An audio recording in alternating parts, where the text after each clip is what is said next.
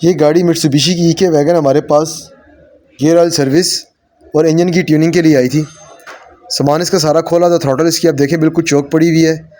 उसी के साथ साथ इसके प्लग्स हैं, साथ में पीसीबी वॉल है और ऑक्सीजन सेंसर है। एयर फिल्टर इसका बिल्कुल चौक था, जिसकी वजह से गाड़ी बहुत ज़्यादा घुटी घुटी चल रही थी। ये इसका मास एयरफ्लो सेंसर है। चैम्बर खोला है गियर का, तो ये कंडीशन आप अंदर से देखें बिल्कुल ख़त्म हो चुका है। ऑयल भी इसका ये फ़िल्टर है, इसको भी सर्विस करेंगे। सारा कुछ सर्विस होने के बाद ये आप देखें सारा कुछ हर चीज़ साफ़ हो चुकी है।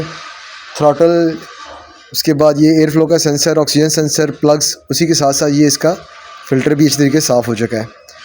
कि इसका ATF मल्टी इसमें डालेंगे, इंजन ऑयल और मित्सुबिशी का अपना ऑयल फ़िल्टर इसमें डालेंगे। उसके बाद इसकी हम करेंगे कैट की सर्विस। कैट की सर्विस होने के बाद गाड़ी की लेंगे ट्राई और कस्टमर के हवाले कर देंगे।